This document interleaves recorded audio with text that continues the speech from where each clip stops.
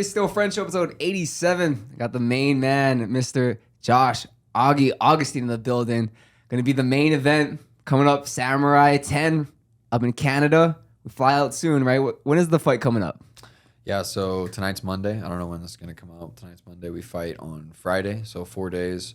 We're a little over 72 hours out from weigh-ins. Thursday, I fly out tomorrow night at 11. What kind of flight is that? I know we talked a little bit about it, but yeah. We're going international. Yeah, so call it what you will, but, the promotion is the hometown guys thing. So it seems like they're trying to kind of stack the odds against me. They're putting me on a red eye. I fly 11 p.m. to 7 a.m. the day before weigh-ins to get out there. And, they've just been kind of fucking with me on medicals and doing all kinds of bullshit. What kind of games have they been playing? Because, like we said, this is their guy. Alex Morgan, he's the number one me, Canadian prospect, right? Yeah, they sent me the fucking medicals one day, and then the very next day I get a call, and I'm like, oh, you need to have this done by tomorrow or the fight's off. I'm like, bro, these medicals are $500 fucking dollars. Like, chill out. Let me get some sponsor money together. I'll get the medicals. I don't got no problem.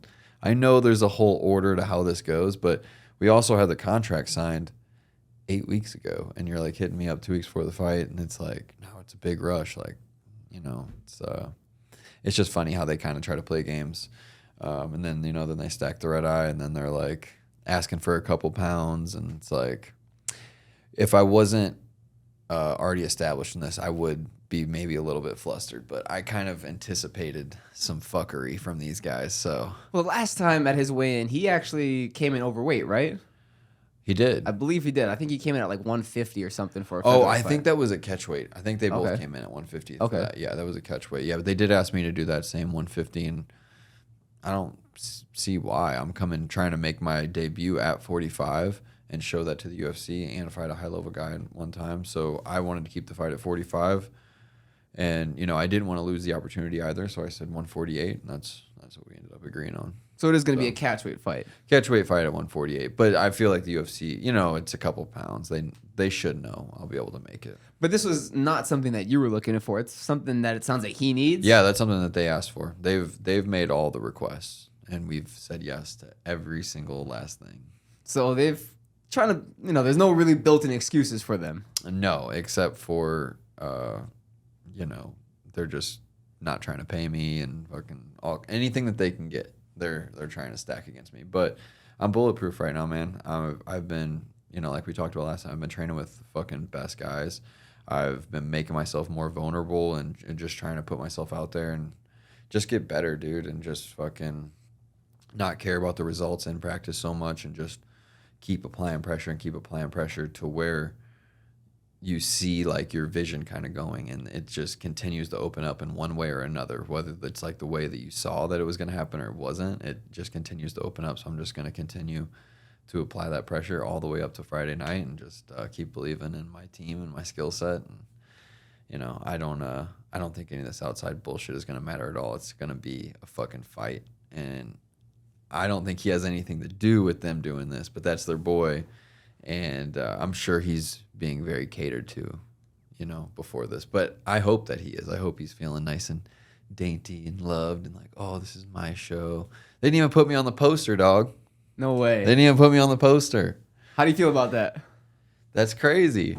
That's because I'm the best looking guy on the card. Like, what the fuck are they thinking, Like, I'm going to be on GQ one day. Come on. Look at this fucking haircut. Elliott Co. Go see him, Las Vegas. The sexy Justin Gaethje, right? The sexy Justin Gaethje. Thank you. Somebody. Go. Here, let me show you this poster, dude. This is fucked up. This is really fucked up. This is the official poster from Samurai MMA. This is the official poster. Hold on, let me find this bad boy. Sorry, this is good, though. And this is crazy because he's already been on Contender Series, right? He's fought. He's had his shot at the UFC. I mean, I get he's the hometown guy, but it's just like, come on, bro. Look at this. Who's the guy next to him? He's just another guy. That's crazy. I'm not on there. You would think that he's fighting that guy, wouldn't you? That's wild. So they've got him on the card at the top where they would have their guy. But on the opposite side where you would have the opponent, they just got some random dude there. Some other Canadian. Well, how are you feeling about the disrespect coming into it? I anticipated it, and I understand how the game goes. What you do is you stack the cards against a guy, and then eventually it all compiles on him, and then you have the pressure of the fight and the crowd and everything, and then they hope that you just crumble, and you're not, then that guy looks so fucking amazing, and he's ready for the UFC. But the truth is, that I can't be shaken right now. This is for my son. This is for a much bigger purpose than myself. I don't give a fuck. I've already accepted the fact that if he beats me, it's going to be in devastating fashion. I'm going to be fucked up for months, or I'm just going to be choked unconscious. Something bad is going to happen. I'm okay with that, though. And obviously, I'm not going to allow that to happen. I don't want that to happen. But if he beats me, that's how it will happen, because I'm not going to quit. The number one thing is I'm just not going to quit on myself. I'm not going to quit on my son. I'm not going to quit on my family. So I'm going to go until I can't go anymore. But when I look at it skill for skill, I don't think it's going to come to that, to be honest. I think that I'm going to be whooping his ass all over the fucking place. And I don't know if they know that, but I think that the promotion knows that it's a tougher fight than maybe Alex thinks it is. I'm hoping Alex doesn't know how tough of a fight this is, because this could be like fight of the year, I think, like type candidate if it were on the right stage. But we're going to kind of, slide under the radar, obviously, on the regional scene. But it's a very skilled fight. And it's going to have high production. It's going to be on UFC Fight Pass. Mm-hmm. What time is it airing for us on the West Coast? I believe that it's 5 p.m. on the West Coast. And this is on Friday? Friday on Fight Pass. That's going to be perfect. Fireworks. Yep. So how are you feeling? Because you did finish up your fight, Kent, over at Extreme Couture. Mm-hmm. Yep, felt great. Anthony and Jaquani was helping me out a little bit on the side. Legend. Oh my God, man, the guy's Muay Thai is just unbelievable. And then whenever I look at this guy, he's got a Muay Thai style or background, I should say. And Anthony is just the best. Like, man, he could really still be a Muay Thai world champion, but he's 44 years old. He's still kicking everybody's ass in the gym. He's unbelievable. But him and then Roman Isabel as well. He's going with me to Canada. Awesome coach. He was a great up and comer for Extreme. Roman. Yeah. One of the best guys you can have in your corner. Yeah, he's a great fucking corner man. He obviously has his own management company. He's doing really, really well for himself. And so I'm taking him with me. I've been doing a lot of extra work with him, Danny D1, and then just the rest of the team at Extreme, man. So many bodies that we've talked about, and Julian and Juicy J, the man. Arthur Duflo has been such a staple in this camp. Biagio, Ali Walsh. I'm trying not to forget anybody, man. There's just so many good guys that I've got to do so many rounds with. It's been perfect, honestly. And you got to actually head back home for a short break as well, right? It was just for a day. It was just for a day. I had to grab some documents for the fine government of Canada because they don't like to let everybody in there. If you've even done like a small minor mistake in your youthful past, like you got to make sure you got all the fine documents for the Border Patrol. What kind of weird documents did old Canada need? They needed some expungement documents. Nice. Yeah, so they got what they needed, or they're gonna get what they need if they need it. It should be all good if you want to, if you got to look at my case net or whatever. But if in case their processing hasn't gone through or whatever, or something flags, then I'll be all good. Just to get through with Border Patrol kind of thing? Yes. All right, that's nice. Yes. Yeah. So you were only there for a day, came back home, finished at Extreme Couture, or did you finish at Njoku's gym? No. I do like pretty much all my training at Extreme, but I've just been doing mitts and like a couple classes with Anthony. He's kind of starting up his own program over at Hibero Jiu-Jitsu right off Tropicana. So I've just been going over there, doing a little extra stuff with him here and there. But he's over at Extreme a lot of times too, so I'm able to work with him there. But yeah, all my training's pretty much at Extreme. I just went back to take care of that. So just got a little work in at Wolves Den is the name of the gym in St. Louis, and then Project Deliverance as well. It was a super fast trip. I landed, went straight to court, went straight from court to the gym, straight from there to go shower, and we jumped on an interview on Shorty's new show, went straight to dinner, straight to sleep, back up, straight to the gym, and then picked up my T-shirts and went to the airport. Shout out to Shorty Torres. That's a fire new pod. Yeah. Who does he host that with? Luke Kelly. Okay. Yeah, Luke is with MMA Unhinged. He's super cool dude. Nice. Yeah, super cool dude. So what's the biggest difference from your last fight coming into this fight? I I think that I knew I would beat the shit out of Nick Maupin any day of the week, 10 out of 10 times. So no disrespect to Nick. It's just like he's a very jiu-jitsu based guy. He's an amazing jiu-jitsu competitor. I'm on the come up of my MMA career. I'm training with one of the best teams in the world. So there was a slight laxness to the camp. And with the weight being at 55, I could kind of let off my diet a little bit. And, you know, I just kind of went through I wouldn't say went through the motions. I had a good camp, but it was, this camp was just dialed in from diet to pushing myself on each round that I need. And, you know, just having, just making sure I had every single thing that I need and having all the resources that I need and having everything worked out and having more coaching there. I did a lot of stuff with Shorty, helping him for his fight before that. And he was helping me for my fight, which is amazing to have. And I would love to have him, you know, when we're going to do that again. But having the coaches there, like it's just a slightly different perspective, like as a watchful eye over kind of what's going on and like minor details. And those minor details end up making up a major part of your game. So yeah, just mostly just dialing everything in and just really being prepared for this fight. And probably just the experience of having a camp at that gym before, you know, and figuring out how you got to kind of do your own thing and make it for yourself. Mm-hmm. And I mean, the sparring partners, everyone around you now, you didn't really have that in the last camp, right? Yeah. Well, no, for the last camp I did, but like I said, I knew that a lot of those guys were better than him. And so like I could kind of just stack rounds. However, like it didn't really matter. This camp was very specific about who I was going to spar with, when I was going to spar with them, what rounds. We had everything lined up ahead of time, cage rounds, not just sparring out in the open, you know, setting up our own thing at our own times, sometimes when we needed to, and just making sure that I had utilizing every resource that is there. Is there any stone that you felt like you left unturned? Not a single one. That's why I'm content with if I lose, that motherfucker deserves to be in the UFC because I trained my ass off for the past 8 weeks. And, man, if he beats me, he beats me. It is what it is, man. I'll just swallow my hard-to-swallow pill, my little pride killer, and come back, and it'll be cool, man. It'll be cool. It's not the end of the world. It's a fight, man. And, like, I've lost fights as a kid growing up, like, in the neighborhood. I've lost fights, you know, in the gym. I've lost fights as fights, and it is what it is. I've won a lot more than I've lost, but I have lost them, and it just made me better. It made me grow, and it just made me move forward. And this is a super tough opponent. And whenever you have someone like this, you can't just say, oh, I'm going to win. I'm going to knock him out. Like, it doesn't. The game doesn't work that way. I can say that because the cameras are here, and I can pretend to be something I'm not. But the reality of it is that he's got a good chance of winning, and so do I. We're just going to see how it plays out. I think that the way that I've prepared and the way I've trained, if I can go out and execute that, then I'm going to dominate this fucking fight. I'm going to go out there and I'm going to fucking, I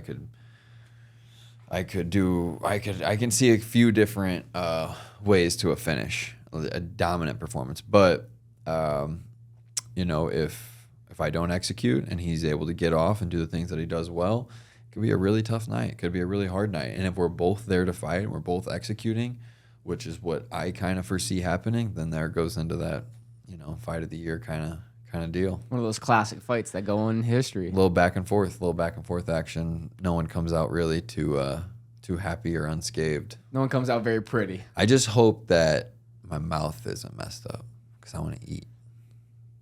What you want to eat? I want to, bro. They got James Lynch on his show was telling me they got these roast beef sandwiches, not like cold cut, but like hot roast beef sandwiches with cheese in there. And obviously, I gotta have some poutine. Poutine? What's poutine? It's fries and cheese curds with like gravy over the top. It's a Canadian. That sounds pretty good. Canadian staple, yeah. So I'm thinking I could have those together. They also have a thing called beaver tail there, which is like a donut. Okay. But it's filled with like Nutella or chocolate or like a raspberry, like kind of shit. Yeah, sounds exactly. smacking. You know what I'm saying? It's supposed to be fat too, so I'm like, gotta get some beaver tail. And then so the day after, they have me in a 12-hour layover in Toronto. So anyone from Toronto, let me know. Food spots, coffee spots, any of that shit. I'm trying to indulge. Anything close to the airport. Anything close to the airport. I think we're just going to get out and explore, just see, kind of try to see the city a little bit. Get around a little bit. Yeah, I mean, 12 hours, I can't just sit in the airport. Yeah, that's true. Yeah. So look, what does a big dominant win this weekend mean for you? For me, it just means that I'm on the right track, man. It means that I'm on the path to where I believe that my career is headed. And that's very important to me, especially at this time in my life, but it could mean a lot in the business perspective. Like, it could mean moving me up to the UFC or PFL or Bellator. It could really put my career in a very good position. But I'm not trying to put my head into those shoes yet. I just want to focus on the fight, because in the past I've thought, oh, this is my moment. This is going to lead to this and this, all these other things, that possibilities that come with what's outside of the cage. And I'm just focused on what's going on inside of the cage Friday night, because that shit is probably going to suck real fucking bad for both of us. And I don't want to have an exit strategy. I don't want to be thinking about anything else right now. So I'm just focused on taking Alex's fucking jaw off on Friday and just smashing him into the ground, and then eating some poutine. Brought up your son a little bit earlier. Mm-hmm. What was Father's Day like for you? We're a day after Father's Day. Father's Day was cool, man. It was super chill. I couldn't eat a bunch of good food and stuff, but they, my son and my son's mother took care of me. They were just letting me hang out and just kind of chill, so that was nice. I went to 10th Planet in the morning, rolled, got a good sweat.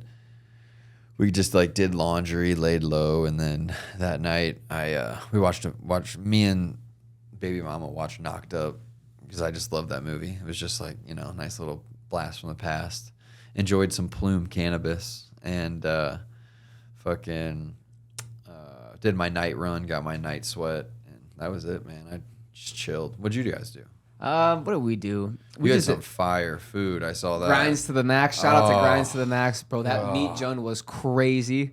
I've been meaning to go there, dude. Every time I've gone there, they're closed. And then one time I went when they were open, and I walked in, it was hella packed. And I was looking at the menu, and I was like, dude, I don't even know what to order. I'm going to Uncle Frank's, man. Fuck this. Oh, you can't go wrong with Uncle Frank's. That's why I just go there and get the fried chicken. But sorry, I didn't mean to cut you off. So you guys got the fucking meat fire jun, food. you got to maybe check that out, or the ahikatsu. I'm going to do both. That's what we You got to did. do family style. That's exactly what we did. You have to. Dude, it was so good. All right. It was awesome because our sons are getting older now. My son's 5. Just being able to talk to him. Yeah. Having conversations back and forth about Father's Day and how he made me a father. FaceTiming. And I'm still lucky too. We got to FaceTime my dad and whatnot. So it was awesome. That's awesome. Was he loving the food? Oh man, He's a grinding. foodie? Yeah, he kind of is. He's really picky with his food too. Nice. Now, is that kind of hard? Like, what is it like? Because was this your first Father's Day without your father here? Or? No, this is the third. Yeah. Did anything come up on those days? You're just so focused right now. Sometimes it does, but right now I'm locked in, and my schedule has just been so fucking insane that my emotions are deeply suppressed under stress and anxiety of making sure everything's done for the end of camp. Weight's good, fucking media's done. Got the travel shit figured out. They're trying to fuck me, not give me any fucking checked bags either. And so, they're trying to make me pay for everything. I'm trying to negotiate, do shit. I got a deal with a couple cannabis companies that we're trying to wrap up as well. Go ahead and shout them out. What do you have? Because I know you locked down some great sponsors for this camp. This one we got an awesome deal with Latitude Dispensary in Osage Beach in Missouri. Plume Cannabis, they're directly associated with Latitude. And then Vertical Cannabis in Kansas City, Missouri. They're all super fucking quality products.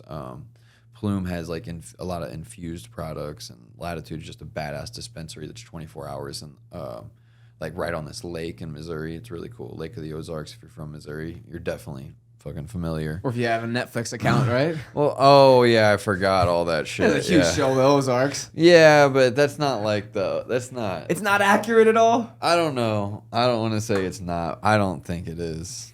There's no fucking cartel at Lake of the Ozarks, dude. Jason Bateman, dude, he's so fucking soft. He wouldn't even be at the no. Yeah, I don't like that show, dude. Really? I did not. Is it that bad of a show? People rave about it. They love it. I did not like it. I didn't get through the first 2 episodes though, so I can't speak on past that. I heard that it gets better, but I'm it's definitely a slow show. It's a slow burn, dude. But I've been to the Lake of the Ozarks. I know that area. So it's like whenever all the shit's going on, I'm like, no. It's kind of like people who live down in Arizona when they watch Breaking Bad, probably, right? Probably. No way the middle school math teacher's going to hang with us. MS-13. Go drive out in the middle of nowhere, make some blue crystal meth. Yeah, like what? That's fucking wild. So this weight cut, obviously you said you had to be way stricter coming into it. How do you feel? Because we've got 3 days to weigh in. Yes, 72 hours was at noon, so we're about like 64 now. So yeah, I'm feeling hungry as fuck. But at training yesterday and today, I felt great, man. I was fucking 8 rounds deep, grappling hard grappling live still. And I felt fucking amazing, dude. I was honestly blown away. Like, you know, I'm gonna say I feel great on camera, but like really, I felt amazing. Like I thought, oh shit, I cut my carbs like, you know, quite a bit the past couple of weeks, and you know, I figured this will really start feeling like really heavy on me, but it hasn't felt too shitty yet. I got within 12 pounds this morning, so we're like right there in striking distance of just making weight. So I don't feel too bad, man. This definitely feels like home. Like, you know, I'm gonna be a huge 45, and I'm not killing myself. You know, a couple days before, I know, you know, the night before in the morning of, or it's never fun to dehydrate yourself whenever you're already, you know, 15 pounds down. But, you know, it's, I feel like I'm going to have a great performance Friday night. I feel like I'm going to be right at the perfect weight class. Fit for you, ready to go.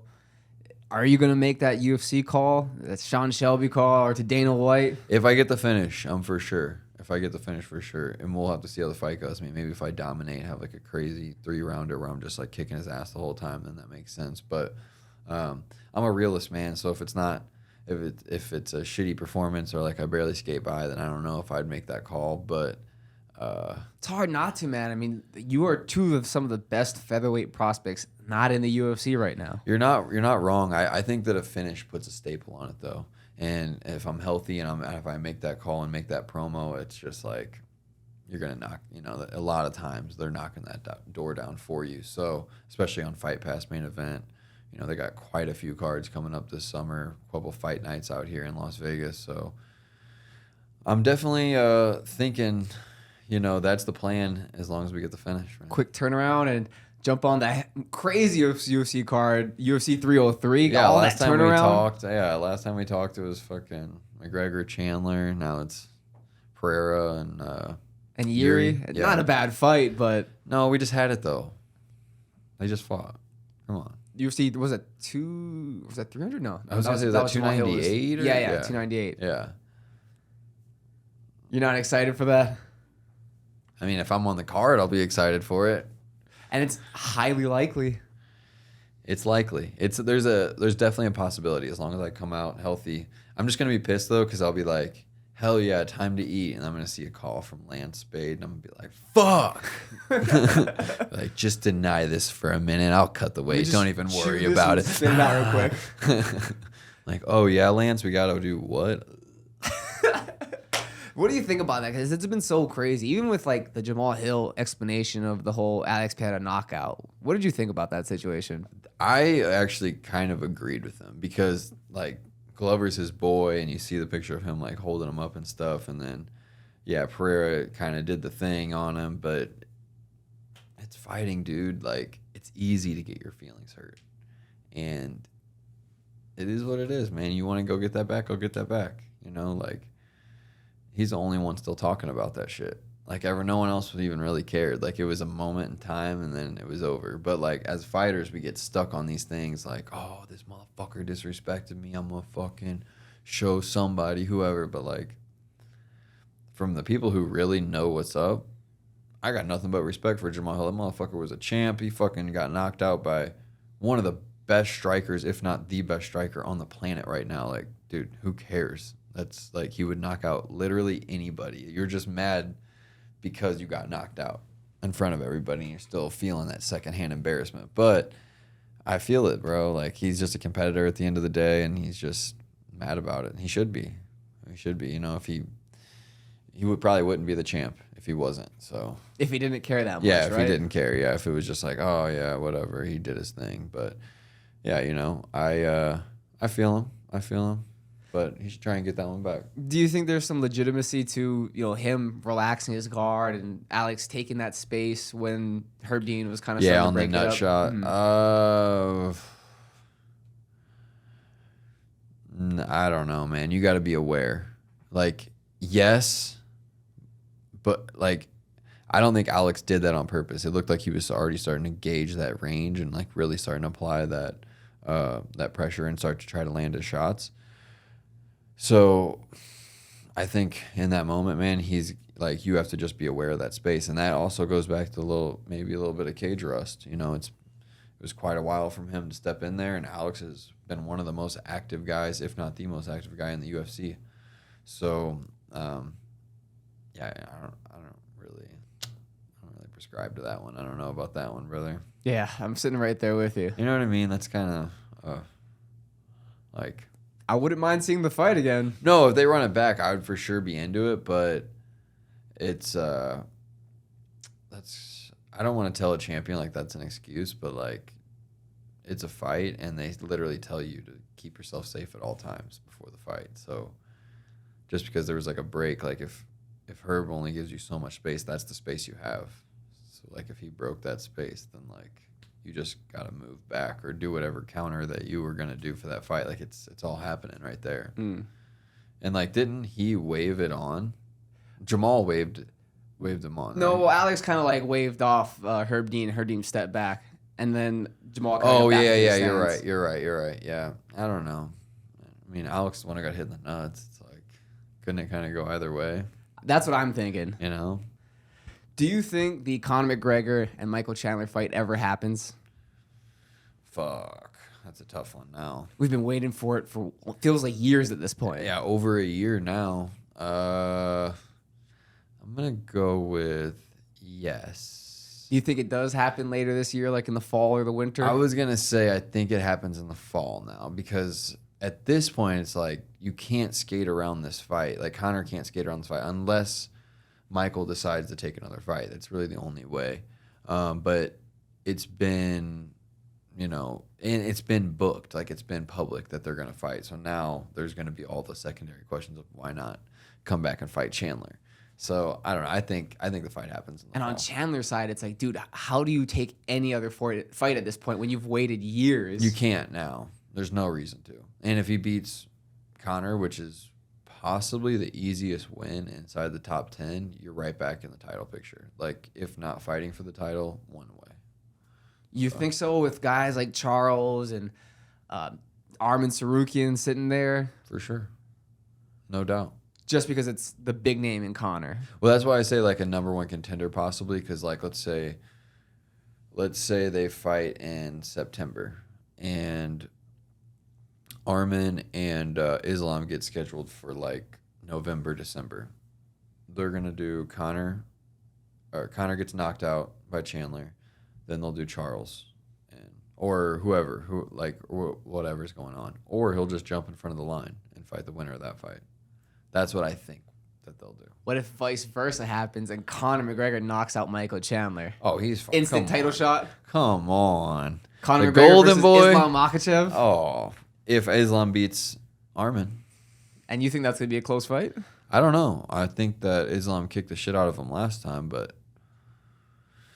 Armin's been looking good, bro. His grappling's fucking good. You can tell, and he gave Islam problems in the grappling, which hasn't really happened other than the first Volk fight. But yeah, man, I could see it going either way. I think every fight I can kind of see going either way, because I know there's so much like gray area. But then like we talked about like the last one, like we're like, oh, could Dustin knock him out? It's like, oh, there's always the chance, and it's like, I don't know. Maybe there really wasn't that much of a chance. But what did you think about Dustin Poirier's performance against Islam? It surprised me. He looked tough. I didn't think he was gonna go to the 5th round. I was gonna say the distance. He did last a long time, but I don't know. he fought his ass off and he made adjustments from the Khabib fight, and you got to give him hats off for that. But man, Islam is just so fucking hard to deal with, man. That whole camp is just so fucking hard to deal with. What is so different about that camp? Like that inbred strength probably, and excessive uses of HGH and EPO. In the off season, right? Go hide in the mountains. So maybe right before the fight. I don't know.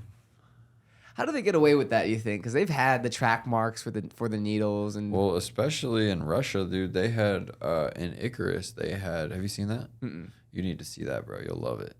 It's in Icarus. It's a documentary about an amateur cyclist, and the dude wanted to do 1 year. It's basically the Tour de France, but it's an amateur circuit of it.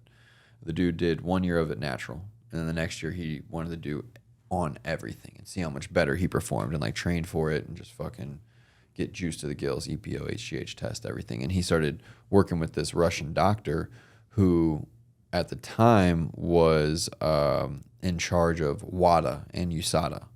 And obviously the UFC is not with them anymore, but they seem to be a little more strict than this company. But at that same time that the documentary was being filmed about his training, as he was finishing up his training protocol, the fucking dude got busted by a third-party investigation service or whatever.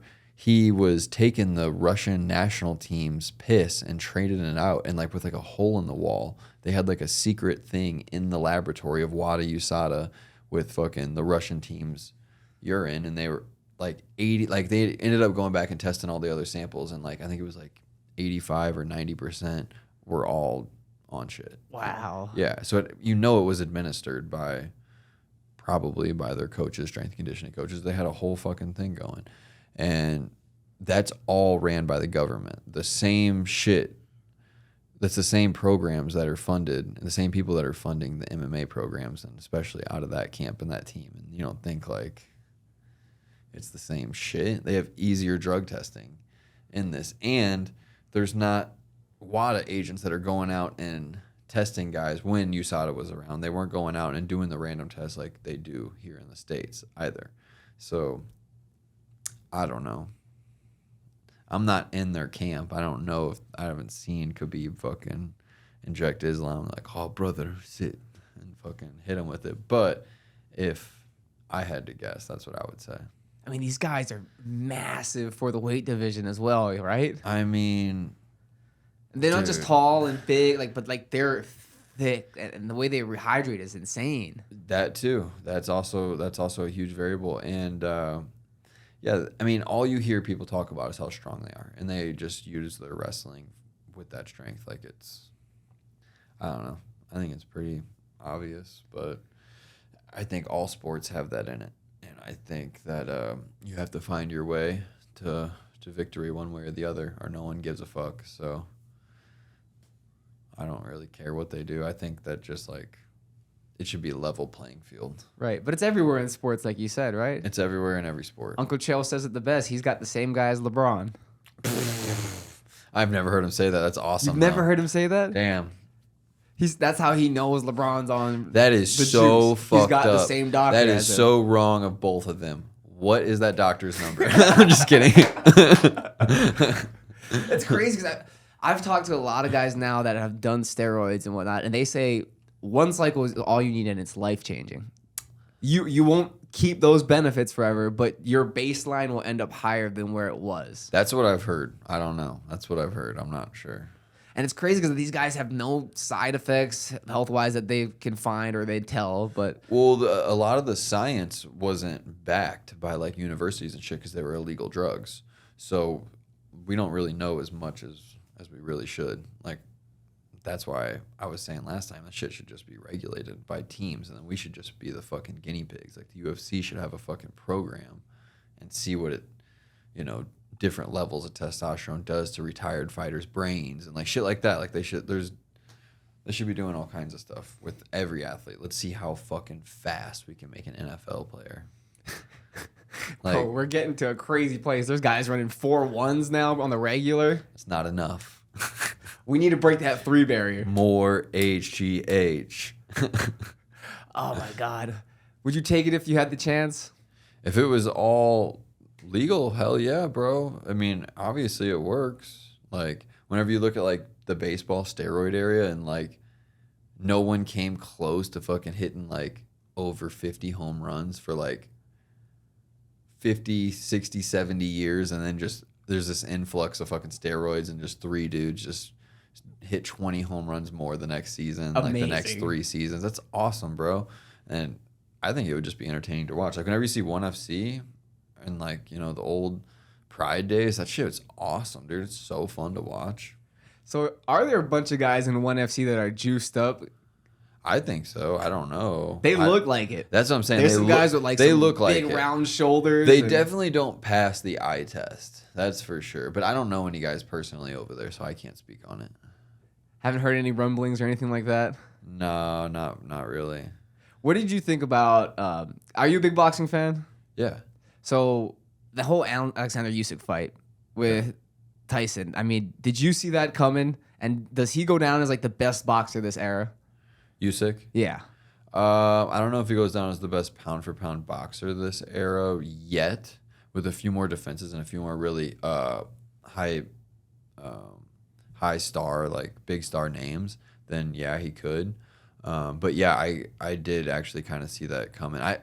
It's hard to say because like when like Tyson is so fucking big, he's got so much power. Like, and Usyk was coming up in weight. Obviously, he was the light heavyweight champ. You know, so like you don't know how that power is gonna like really look.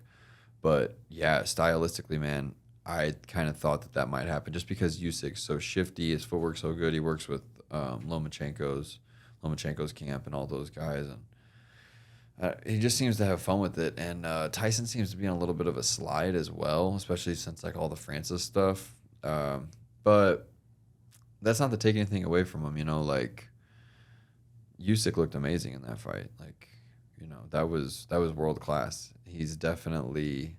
I want to see him tested though against like Anthony Joshua or like Andy Ruiz. That'd be a good one. Like, let him get a few more defenses, and then if he can do that, he's definitely in talks. I think Usyk and Joshua is like the only fight for the heavyweight division right now. Yeah, I think so. And it's crazy because it was always Fury and Joshua, and they're both English, and it's like, how the fuck did that never happen? It's another one of those boxing fights. But in this era, it's actually been good. Everyone's kind of fought everyone for the most part. Yeah, it's been a little bit of a renaissance. It's Yeah. kind of coming back to everybody fighting everybody. Yeah, but Joshua and Fury somehow never happened still. But yeah, Usyk and Joshua, I think, is the fight to make. Yeah, definitely. And isn't it crazy? What's his name? The Sheik from the UAE. Mm-hmm. He's looking at buying all the top boxing promotions and put it together something similar to the UFC. What? The guy, everybody that he's been put, I can't remember his name, but he's been putting on all the fights in the Middle East out there. right now. Yeah. He's looking at buying Golden Boy. Like, he's looking at putting them all together and creating something like the UFC. That is fucking awesome, dude. Epic. That is so cool. And hopefully when Dana heads out there for Saudi Arabia that's coming up, maybe they can talk together and Dana can possibly get in on it, or even as an He can advisor. give me a dude. Lambo. It's hilarious. Oh man, what did I want to ask you? Forgot. Oh, did you see the Chael Sonnen and Anderson Silva boxing match? No, honestly I forgot all about it. There were so many fights the past couple of weeks, so it's like hard to keep up with. But no, I didn't see it. Did you? I've seen the highlights from it. It looked so hilarious and slow. Yeah, I kind of figured that would happen. But hopefully they both made some money, huh? I mean, why else would they have done it, right? Yeah, I mean, I don't know how much you're gonna make, but they did it in Brazil, so Anderson's gonna sell a shit ton of tickets. So that's probably how they did that. Yeah, because but- they're always going to show up for Anderson down there. Yeah, That's a good point. Yeah, so they probably put them both on the gate or whatever and fucking sold out some. Got their soccer cuts or arena. whatever for pay-per-view. Yeah. Damn, well, their that's crazy. pay-per-view probably didn't do great Just because of the Brazil model, or because it's Anderson and Chael boxing. I mean, who the fuck's buying that, dude? What the fuck? Bro, that reminds me, even the Jake Paul and Mike Tyson fight getting pushed way, way back. And now we've got another fight. Jake Paul versus... Are they doing Logan? No, they're doing Jake Paul versus Mike Perry You're lying. in a boxing match. No way. That actually makes me excited, bro. And I think that's going to be July 20th. Let me see. Dude, I would love to go to that fight. That would be awesome. Let me see. This is like a perfect fight for Jake, I feel like. July 20th. That's an interesting fight. Hell yeah. That's a real fight for Jake Paul. That's a real fight for Jake. It's like it's like, I feel like, I don't know if Mike will be as technical as Tommy Fury. Like, I don't know, maybe he'll even be a little bit better. So it could be like a step up for Jake. But yeah, it's a real fight. But dude, have you seen how big he is right now? How big he got for Tyson? Dude, when I seen him standing next to Sean O'Malley when they just released their new product, bro, he is massive. Dude, he's juiced the fuck up, bro. He looks fucking big. To get that big, he got so big so fast. You think so? Oh, bro, he got so big. Like, he's like 240 right now is what they're saying. No way, he's that big. I mean, I've seen his neck and everything. He did look bigger, but I could be wrong. But I heard on, like, I don't even know what podcast, some show a couple weeks ago that said that he's like walking around like 240 for Tyson.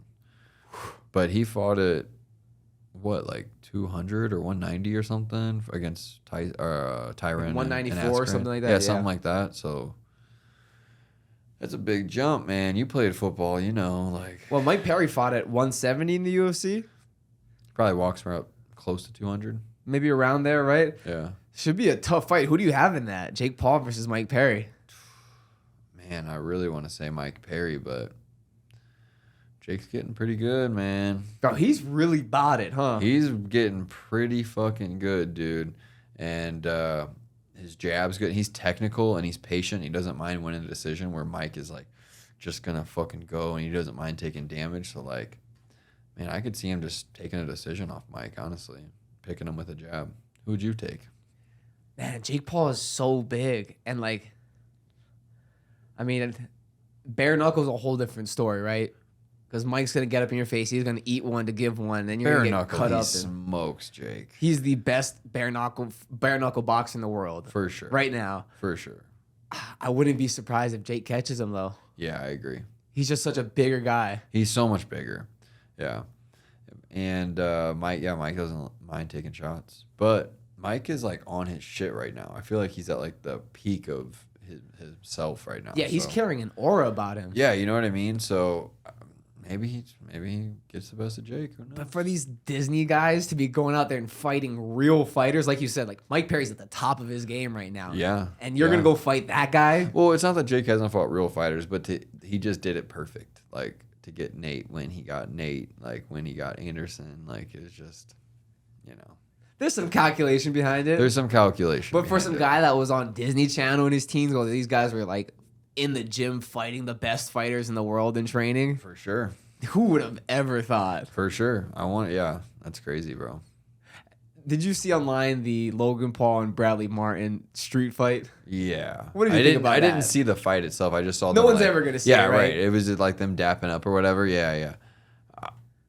No one was bleeding. No one had a black eye. No one had any marks or anything on their whole body. Have you had ever a street fight that ended in that manner where both guys look like that?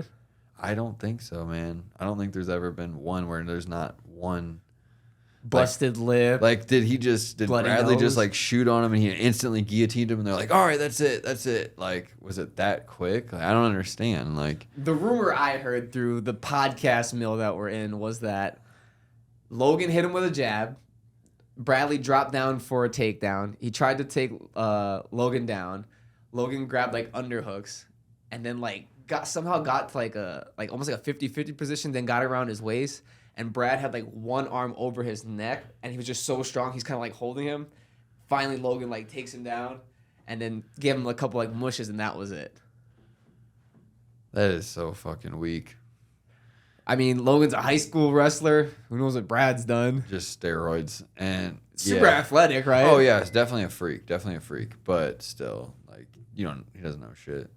But he's man, 260, I don't know. bro. But dude, just a jab with bare knuckles though, it will still do something. So I don't know, man. It's gonna be red. It's bone on bone. Yeah, they both looked perfectly fine. Like, there's gonna at least be a little bit of swelling somewhere. Yeah, it seems like a phony fight almost. Maybe. Yeah, I doubt they fought, honestly. Not until we see the video. Until I see it, it didn't happen. And if they're gonna fight, two celebrities like that are gonna fight. Why would you not just like set up like a celebrity fight?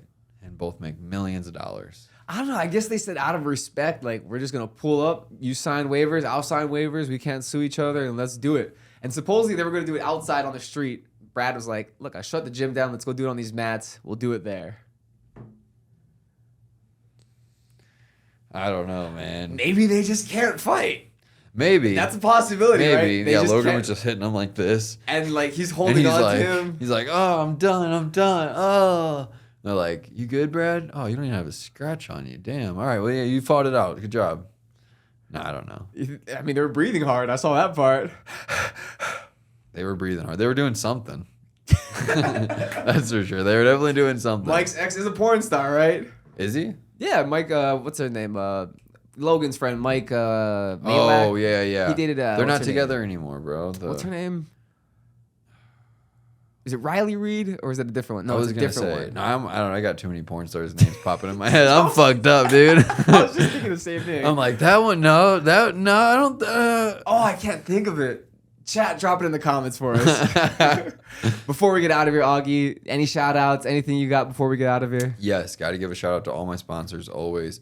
Like I said, all the cannabis companies, go check them out. Plume Cannabis, best infused, uninfused cannabis products in Missouri, along with Vertical Cannabis out in Kansas City, Latitude Dispensary, 24 hours out in Lake of the Ozarks. Make sure you go check them out.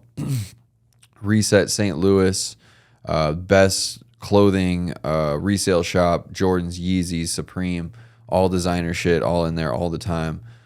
Go in there, get your shit. Hold on, I got a lot more. Oh yeah, Golden Toad Tattoo. Ian is one of the best artists in St. Louis.